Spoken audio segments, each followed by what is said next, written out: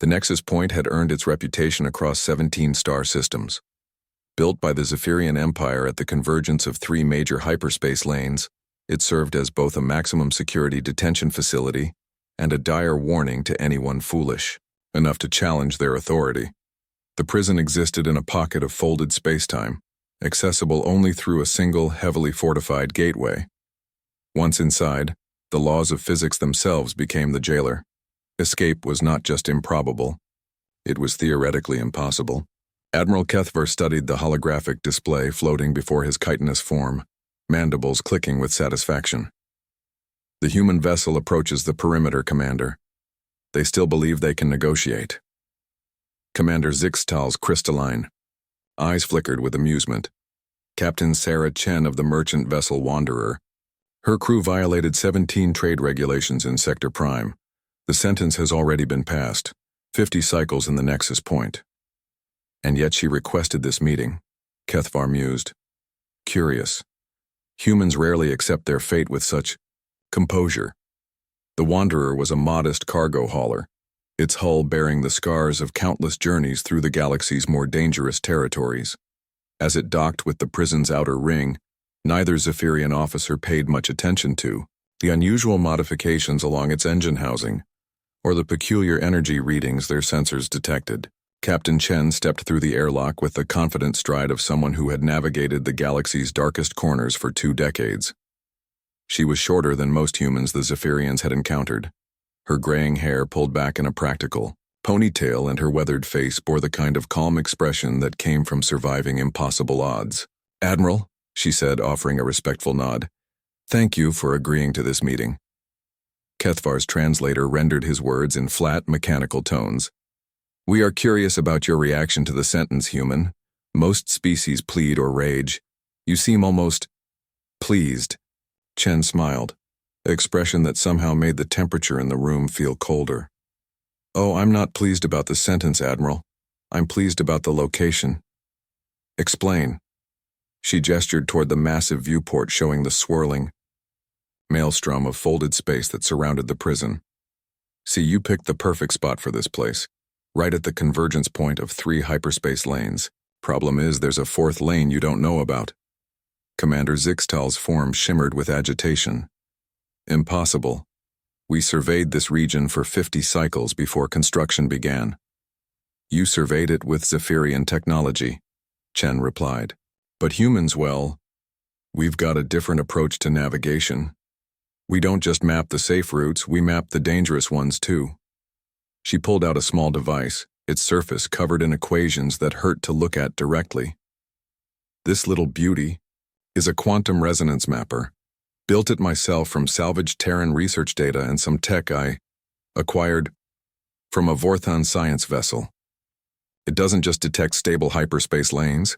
It finds the unstable ones, the collapsed ones, even the theoretical ones that exist only in mathematical models. The Admiral leaned forward. You speak in riddles, human.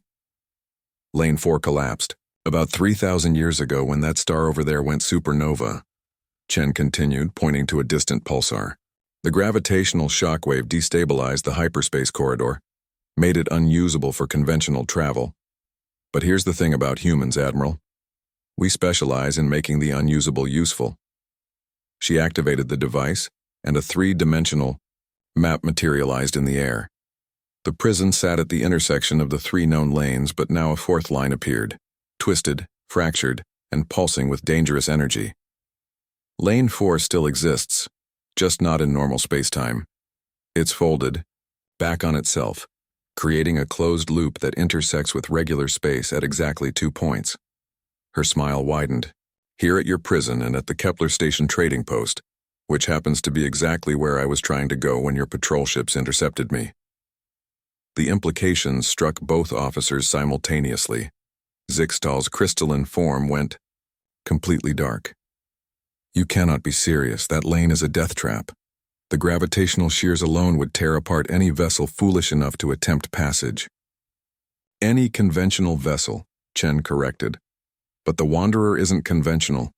I've spent 15 years modifying her specifically for hazardous transit. Reinforced hull using Terran military specifications, experimental shield generators, and a navigation system that doesn't rely on stable space-time reference points. Kethvar stood slowly, his massive form casting shadows across the room. You planned this. The trade violations, the interception, all of it. Planned? No, Chen laughed. I really did mess up those customs forms.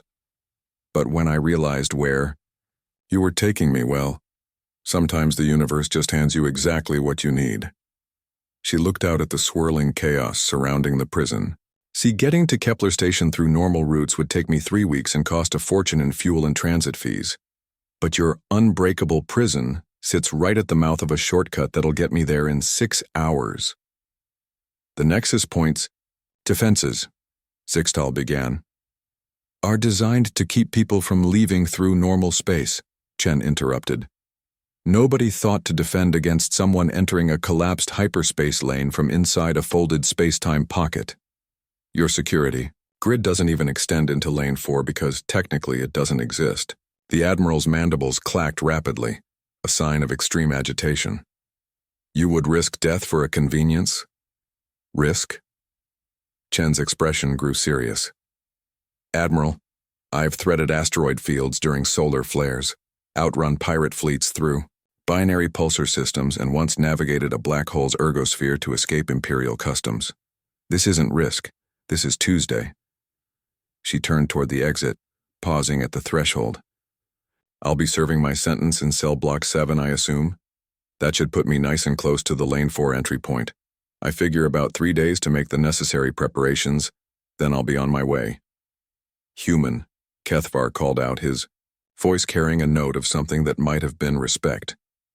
What if you are wrong? What if your calculations are flawed? Captain Chen looked back over her shoulder, and for a moment, the dangerous woman who had survived decades in spaces, most hostile environments, was clearly visible beneath her casual demeanor. Then I'll die trying to get where I'm going instead of rotting in a cell, she said simply. And honestly, Admiral, I've seen both options up close. I know which one I prefer. As the guards escorted her away, Admiral Kethvar stared out at the chaotic energies surrounding their supposedly perfect prison. For the first time in his long career, he found himself wondering if the Zephyrians had truly understood what they were dealing with when they started capturing humans. 3 days later, sensors detected a massive gravitational anomaly from cell block 7, followed by a brief transmission on an encrypted human frequency. Thanks for the shortcut. Chen out. The cell was empty and the Wanderer was gone. But, perhaps most unsettling of all, the prison's long-range scanners confirmed that a vessel matching its signature had indeed arrived at Kepler Station, exactly 6 hours after the anomaly was detected. In his report to High Command, Admiral Kethvar made a simple recommendation. In future, perhaps the Empire should consider simply billing humans for their trade violations, rather than attempting to incarcerate them. Some species, he noted, had an unfortunate tendency to treat obstacles as opportunities.